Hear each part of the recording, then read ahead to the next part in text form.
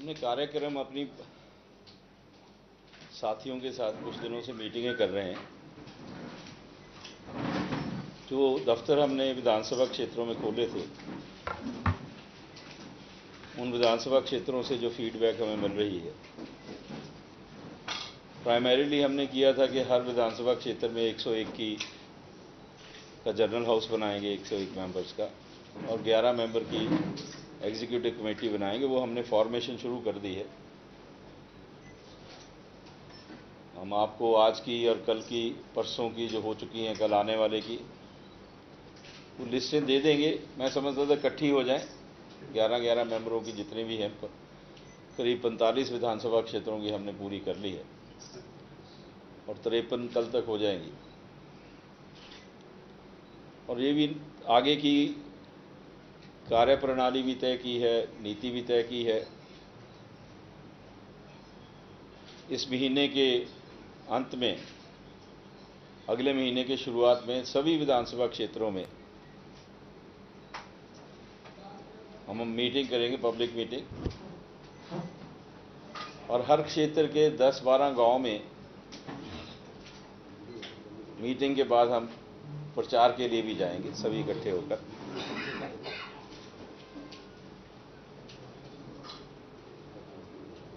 हमारी पार्टी के बारे में जो हम बनाने वाले थे, उसकी प्रक्रिया काफ़ी हद तक पूरी हो गई है। जन चेतना नाम पार्टी के, जन चेतना रखना चाहते हैं, रख रहे हैं। जन चेतना पार्टी, जन चेतना पार्टी, जन चेतना पार्टी को, क्योंकि अप्रूवल के बाद भी, नाम के बाद भी थोड़ी सी प्रक्रिया होती है, चल रही है, चलेगी। पार्टी की कमेटियां, सेंट्रल कमेटी, ऑफिस बेरर, ये भी अगले 10 दिन में हम घोषणा कर देंगे, सबसे चर्चा करके। लेकिन आज जो अहम मुद्दे से बात करने के लिए मैंने आपको तकलीफ दी है,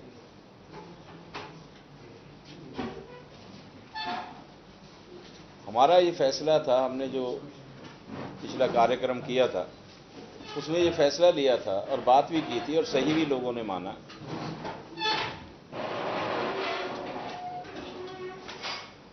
कि सर्विस सिलेक्शन कमीशन बोर्ड जो है, उसके जरिए जब इंटरव्यू ली जाती है, इंटरव्यू के जरिए जब नौकरियों का फैसला किया जाता है, तो उसमें पारदर्शिता नहीं।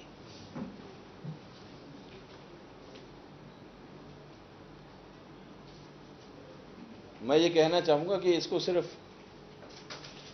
हम शब्दों तक सीमित नहीं रखना चाहते हैं। अगर ये सिलसिला चलता रहेगा और इंटरव्यू के जरिए डिजर्विंग उम्मीदवारों को इग्नोर करके,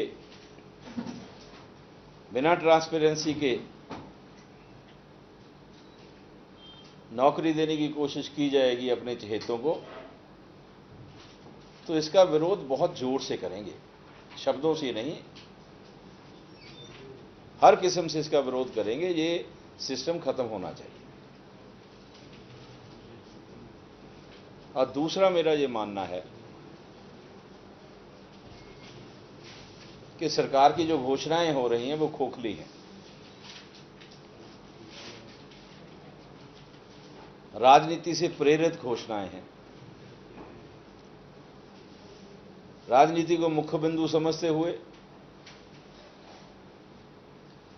हरियाणा प्रदेश की जनता को गुमराह करने के लिए घोषणाएं की जा रही हैं।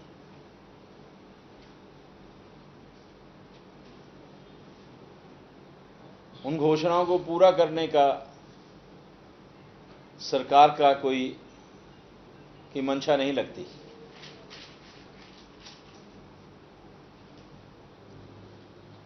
महज राजनीतिक लाभ के लिए जो घोषणाएं की गई हैं, सरकार इसका बयान दे या बताए लोगों को कि इतने कम समय में उनको पूरा कैसे करेगी।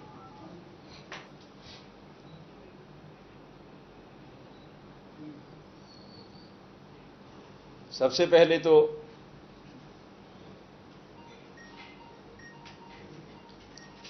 जो गोहाना रैली में एक घोषणा की गई थी कि 50 से 60 हजार बच्चों को नौकरियां दी जाएंगी,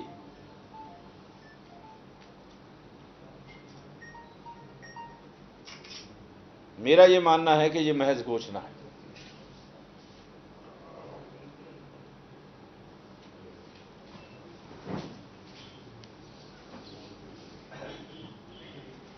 ये स्वाभाविक है कि अगर उसी प्रक्रिया को अपनाएंगे, पहले एडवर्टाइज किया जाएगा, फिर 1 महीने का टाइम दिया जाएगा, फिर इंटरव्यू की डेट्स दी जाएंगी और इंटरव्यू की डेट्स देने के वक्त तक चुनाव की घोषणा हो जाएगी और चुनाव की घोषणा के बाद आचार संहिता का बहाना बनाकर ये कहा जाएगा कि हमने तो नौकरियां देनी थी, हमारा तो मन था, लेकिन अब क्योंकि चुनाव डिक्लेयर हो गए हैं, कोड ऑफ कंडक्ट लग गया है, तो हमारी मजबूरी है, हम नहीं दे सकते। मैं एक आसान सा सल्यूशन सरकार को बताता हूं, अगर वो सही मायनों में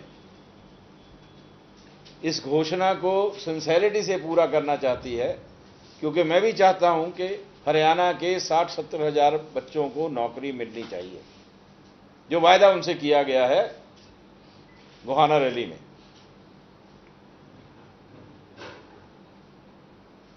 आवेदन पत्र मांग लिए जाएं सबके, और जो पैरामीटर्स बने हैं, जो मापदंड बने हैं, अगर आपने मापदंड बनाया है कि इस नौकरी के लिए 70% नंबर वाले बच्चे को ही नौकरी दी जाएगी, या उसके एक्सपीरियंस के इतने नंबर होंगे, या उसने पास्ट में जो कार्य किया है उसके भी कुछ उसको मार्क्स मिल सकते हैं, उन मापदंडों को मानते हुए अगर कंप्यूटराइज करके आप एक कमांड दे देते हैं कि इस कमांड के जरिए जो बच्चे, अगर 500 नौकरियां हैं, जो बच्चे 500 पहले आते हैं इनके तहत, उनको सिलेक्ट कर लिया जाए, तो 2 दिन में यह प्रक्रिया पूरी होकर उनको नौकरियां दी जा सकती है। और अगर यह प्रक्रिया की जाएगी तो माना जाएगा कि कोई सिंसेरिटी है। अगर इस तरीके से नौकरी देने का प्रावधान नहीं किया जाएगा तो मेरा यह मानना है, और मैं खुले शब्दों में यह कहना चाहता हूं कि ये एक भुलेखा है, ये बहाना है। कोई 50,000 या 60,000 व्यक्तियों को नौकरी देने की मंशा नहीं है सरकार की। मोर सो ये पहली बार है कि एसबीसी, आर्थिक रूप से कमजोर वर्ग, जो सामान्य श्रेणियों में, और स्पेशल बैकवर्ड क्लासेस, जिनकी रिजर्वेशन पहले है, ओबीसी की, बीसी की, शेड्यूल कास्ट की, शेड्यूल ट्राइब की, उसको बिना छेड़े हुए, कोई भी उस रिजर्वेशन को लेना नहीं चाहता, ना लेना चाहने की कोशिश है।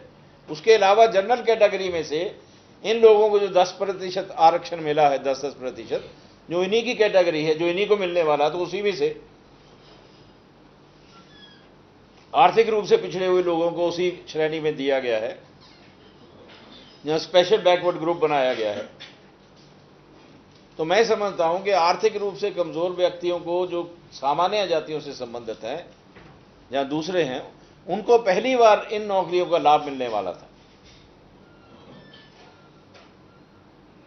10% पहली बार मिलने वाला था। अगर ये नौकरियां वादे के बाद भी नहीं दी जाएंगी तो स्वाभाविक तौर पे ये सोचा जाएगा कि ये सिर्फ एक वायदा था, इसके पीछे सरकार का मन नहीं था कि इसको पूरा किया जाए। नहीं तो मेरे ख्याल में गोहाना रैली को निकले हुए भी बहुत देर होगी, 8 महीने हो गया, 2 और बचे, अब तक तो सब नौकरियां भर जानी चाहिए थी।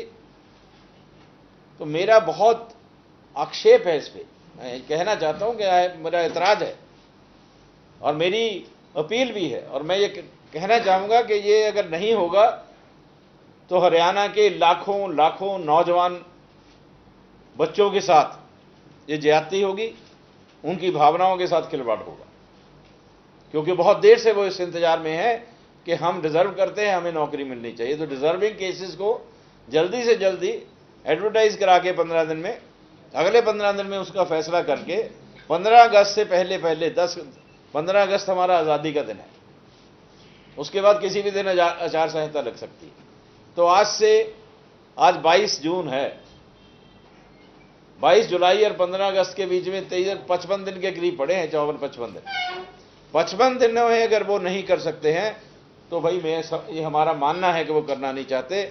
हम इस बारे में जब भी मौका मिलेगा पूरे जोर के साथ एजिटेशन करेंगे और विरोध करेंगे सरकार का, अगर उन्होंने ये कार्य नहीं किया तो।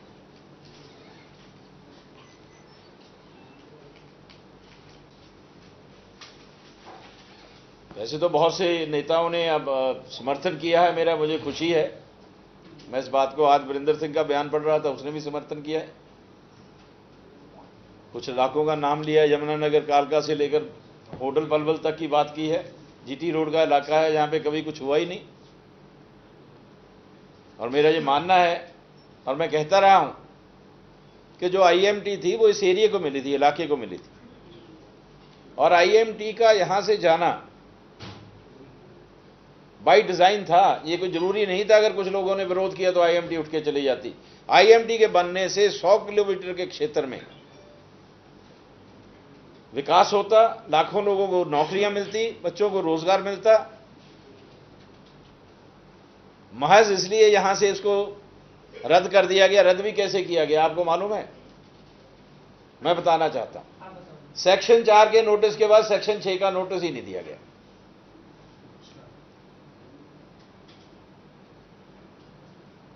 ये कोई विरोध वाली बात तो कहां नहीं हुई।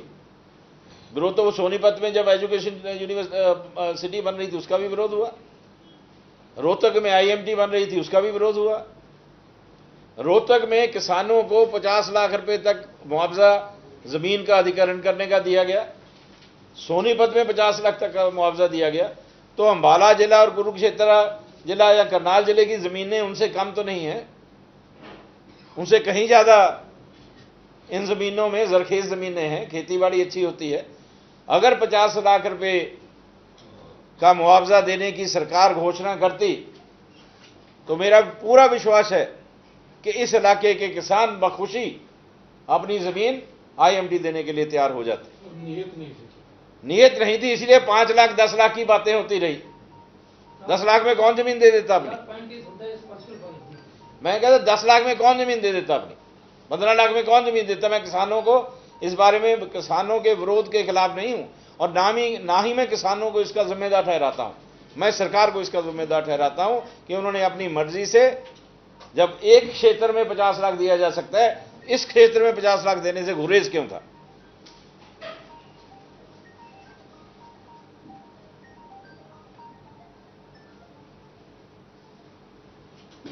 इसके मायने साफ है कि इस क्षेत्र का विकास जो है, इस क्षेत्र का विकास जो है वो इसलिए नहीं होने देना चाहते कि इस क्षेत्र के विकास के साथ कहीं कोई राजनीतिक तौर पर राजनीतिक व्यक्तियों का भी विकास ना हो। आप देख लो, पानीपत से मंत्री थे, इस्तीफा देना पड़ा, मौलाना जी को भी इस्तीफा देना पड़ा। सियासी तौर पे इस इलाके को जानबूझ के दबा के रखा जा रहा है। हैं जी? ना, मेरा कोई संभावना की बात नहीं कर रहा हूं। मैं अपने आप को इसमें मामले में नहीं लपेट रहा हूं। मैं ये पूरे ये अभी इस सरकार की बात नहीं है, सभी सरकारों ने ऐसा किया। Successive governments have seen to it that the development does not take place on GT road.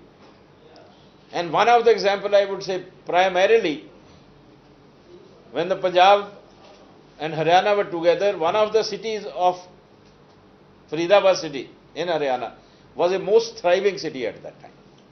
Industrially thriving.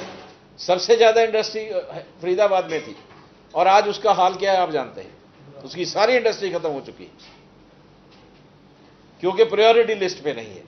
आज अंबाला में कोई इंडस्ट्री नहीं है। पानीपत की इंडस्ट्री खत्म हो चुकी है, फरीदाबाद की इंडस्ट्री खत्म हो चुकी है।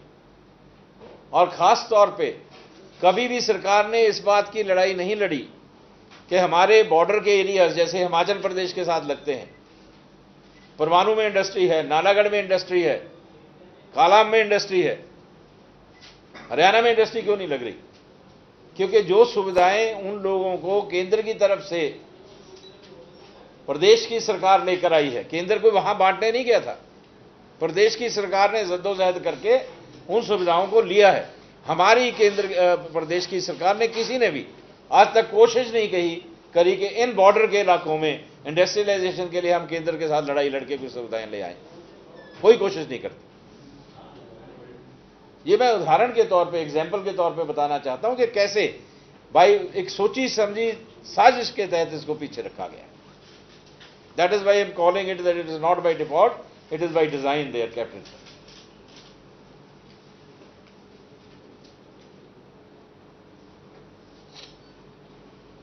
इसके बाद आप जो चाहें पूछना। पार्टी का हेडक्वार्टर कहाँ बनाएंगे? हम ये आप हेडक्वार्टर में बैठे हैं। सर ये आईएमटी का जो मुद्दा, एक नए सेक्शन 6 का आपने जो बात कही है कि ये लगाया नहीं सरकार ने, ये आपने पहली बार उठाया सर, इससे पहले कभी नहीं उठाई सर? नहीं, आईएमटी का मुद्दा तो मैंने हमेशा ही उठाया है कि बनाते क्यों नहीं। लेकिन मैं इसलिए कहना चाहता हूं कि उसके बावजूद भी मैं बहुत जोर से इसकी पैरवी करता रहा हूं। विधानसभा में भी मुख्यमंत्री जी ने इस बार कह दिया, लेकिन शायद वो मैंने जब इस्तीफा दिया था इलेक्शन कमेटी के मेंबरशिप से, उसके बाद कहा था कि हम अब भी आईएमटी बनाने को तैयार हैं अगर जमीन मिल जाए। जमीन कौन देगा? जमीन तो सरकार ने लेनी है, और जमीन सरकार ने लेनी है तो नई भूमि अधिग्रहण नीति जो आई है उसके तहत लेंगे। उसके लिए प्रयास करना पड़ेगा।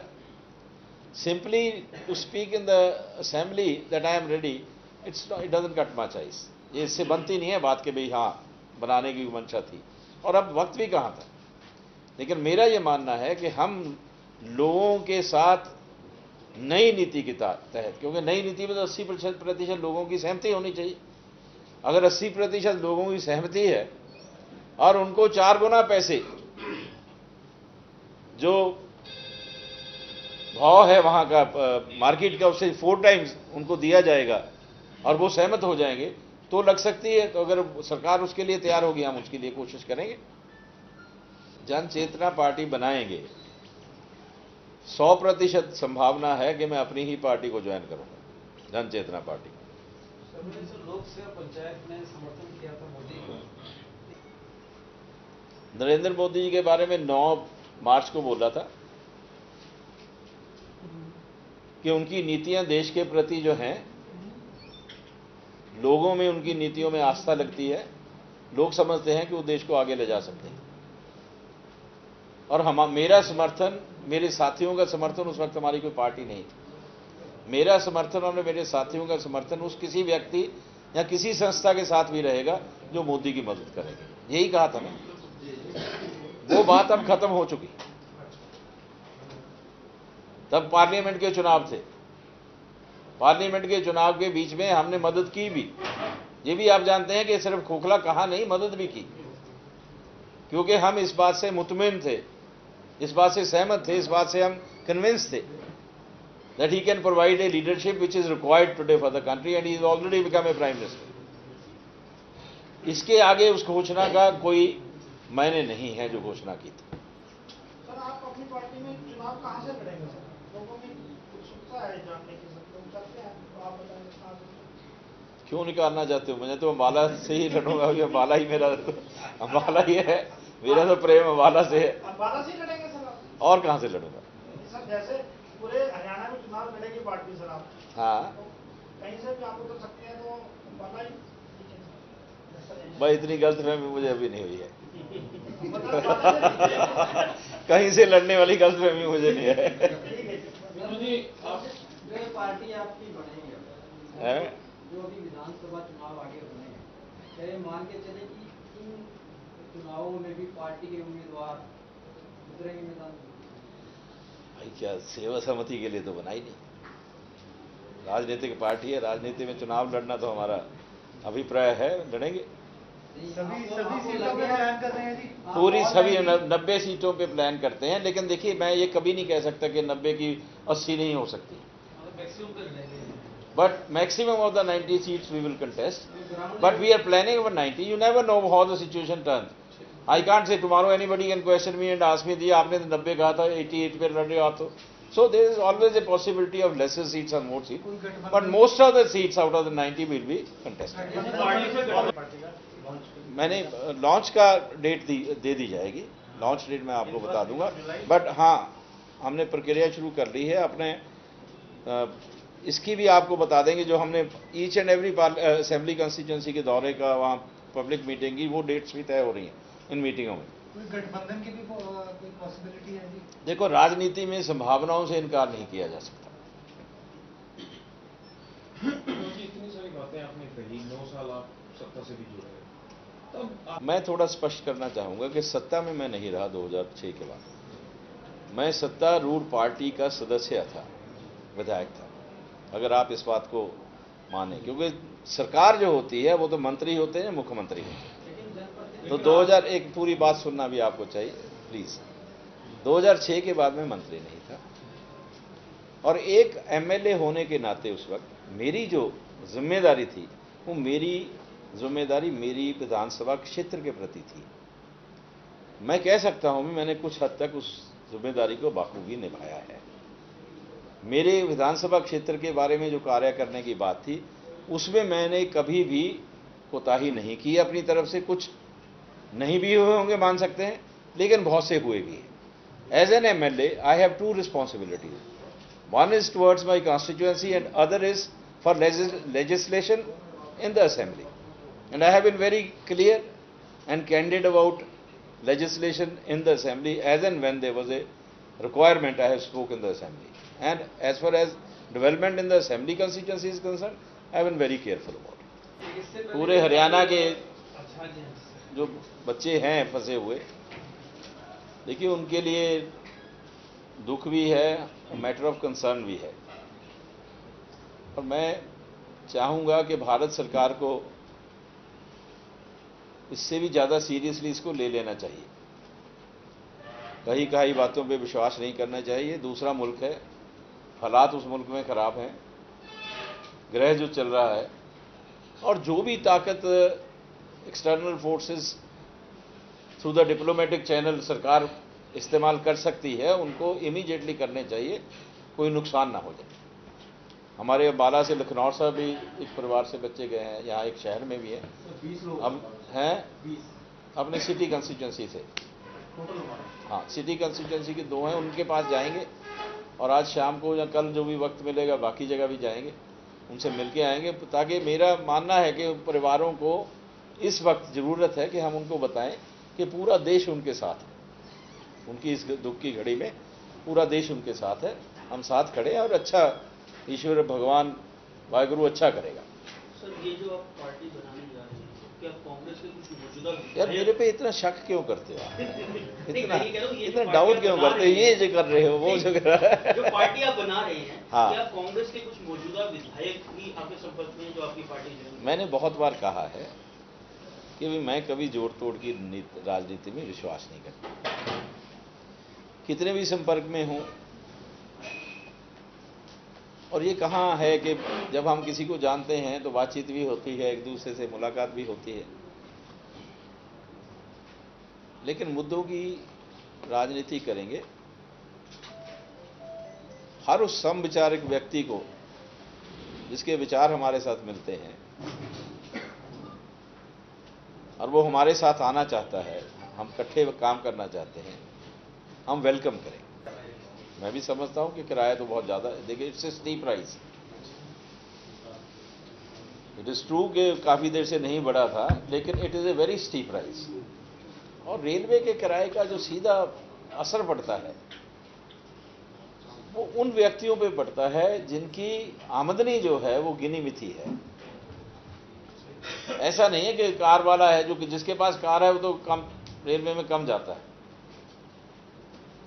जिसके पास कैलकुलेटेड है, उसको पता है कि मैंने अपने इतने पैसे में से किराया इतना देना है, मैंने बच्चे की स्कूल की फीस इतनी देनी है, उसको स्कूल छोड़ने वाले रिक्शा के इतने पैसे देने हैं, उसका तो बंधा है। उसको एकदम से जब किराए का इसकी मार पड़ेगी तो ये मार सिर्फ रेलवे नहीं, उनकी खाने पीने की चीज़ों पर, कपड़े पर, हर चीज़ पे इसका असर आएगा। तो ये बहुत स्टीप प्राइस है। It is very much welcome नहीं होनी चाहिए।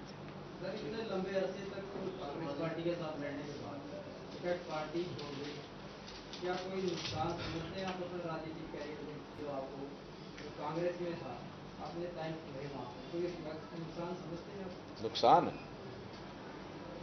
अब कई बार तो अगर नुकसान फायदे की कैलकुलेशन करने बैठेंगे तो आप कोई शायद स्टेप ले ही ना सके। नफा नुकसान देख के अगर आप हर चीज को जिंदगी में तोलते रहेंगे तो फिर सही फैसला नहीं ले पाएंगे। तो मेरा ये कहना है कि मैंने सही फैसला लिया है, आने वाला वक्त बताएगा कि नफा है या नुकसान है, उसकी परवाह नहीं। सर क्या इस पार्टी से शक्ति रानी शर्मा भी चुनाव लड़ेंगी? अभी तो ऐसा कोई विचार नहीं है। आपके परिवार का कोई और सदस्य? अभी ऐसा कोई विचार नहीं है। मैंने अभी सभी लोगों को बताया है, and I am repeating that process is started और सिलेक्शन ऑफ नेम एंड हमें जो नाम मिला है, जो नाम मतलब अप्रूव हुआ है, वो जन चेतना पार्टी के नाम से मिला है। जन चेतना के नाम से पार्टी शुरू करेंगे, जन चेतना के नाम से ही प्रक्रिया शुरू हुई है। सर ये जो आगामी चुनाव है, मान के चलें कि 90 के 90 विधानसभा सीटों पर देखिए 90 पूरी हों कह नहीं सकते हैं, लेकिन most of the 90 seats, may be 80, may be 85, may be 88, तो आई कांट कमिट के 90 की 90 होंगी, लेकिन 90 की मोस्ट ऑफ द सीट्स पे हम लड़ेंगे। और ज़्यादातर सीटें 80 भी हो सकती हैं, 85 भी, 1-2 की इधर हो जाए, लेकिन अभी संभावना यही है कि सब सीटों पे लड़ेंगे। सर किसी पार्टी से गठबंधन की संभावनाएं?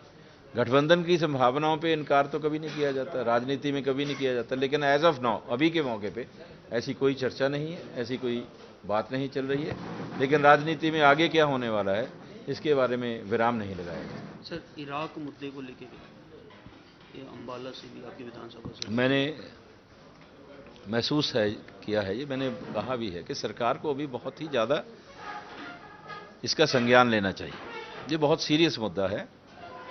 उस देश में, उस मुल्क में सिविल वॉर चल रही है, हालात अच्छे नहीं हैं, भारत के बहुत से लोग फंसे हैं और अंबाला के खास तौर पे बहुत से लोग फंसे हैं, और अंबाला से 30 से करीब लोगों का वहाँ पे फंसे होने का पता चला है, और शहर से भी हैं, एक गांव से भी हैं। कोशिश करेंगे, अभी जाएंगे, हम मिलेंगे उन परिवारों को ताकि उनको इस बात का विश्वास दिला सकें कि पूरा देश उनके साथ है और जो भी होगा अच्छा होगा। सर जो एजेंट हैं सर, उन्होंने उनके पासपोर्ट जब्त कर लिए हैं और पैसे की डिमांड कर रहे हैं, तभी उनकी वापसी हो पाएगी। कहाँ पे? इंडिया में वापसी तभी हो पाएगी। अगर आपकी बात में सच्चाई है तो ये बहुत ही कार्य जो है बहुत घिनौना कार्य है, और इसके ऊपर भारत की सरकार को सभी डिप्लोमेटिक चैनल्स के जरिए कार्रवाई फौरी तौर पर करनी चाहिए। सर गोहाना रैली में मुख्यमंत्री ने 50 से 60 हज़ार नौकरियां देने का वादा किया था, समय बहुत कम बचा है, क्या प्रोसेस अपनाना चाहिए सरकार को? वरना मैंने बहुत ही तफसील से आप लोगों को बताया है। मैं चाहूँगा कि आपने उसको रिकॉर्ड किया है, मुझे मालूम है। मैं चाहूँगा कि आप उसको उसी तरह से अगर दिखाने की कोशिश करें, क्योंकि मैं नहीं चाहता कि अंतर विरोध हो जाए। पहले जो मैंने कुछ कहा है अब कुछ कहूँगा, उसमें कोई फर्क लगेगा तो ठीक नहीं लगेगा। बड़े हुए तेल दामों के ऊपर मानते हैं कि सरकार कोई भी रही हो, उत्तर हरियाणा को जो है इग्नोर किया गया? मानता नहीं, मेरा पूरा विश्वास है और मैं आंकड़ों के साथ बता रहा हूँ। और मैं ही नहीं, पूरा जीटी रोड का हर व्यक्ति इस बात को मानता है कि जानबूझकर इस इलाके को पीछे रखा जाता है, राजनीतिक तौर पर भी और आर्थिक रूप से भी इसे कमज़ोर किया जाता है और विकास भी नहीं होने देते। शर्मा जी, कांग्रेस में रहते हुए, सरकार में रहते हुए आपने भी भेदभाव के सरकार के ऊपर कई सवाल उठाए।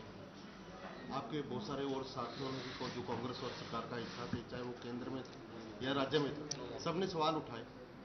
आपके सवालों में विरोधों में और उनके सवालों और विरोधों में परस्पर कितना भेद अंतर मानते हैं आप? मुझे आपका सवाल सर, स्पष्ट जो तौर पे एतराज समझ आपने- नहीं जो आए। एतराज आपने उठाए, एतराज आपके साथियों ने भी उठाए सरकार और कांग्रेस में रहते हुए। मैं मानता हूं, आपके और उनके लेकिन एतराज में क्या फर्क था? मैं अपने बारे में कहना ठीक समझता हूं।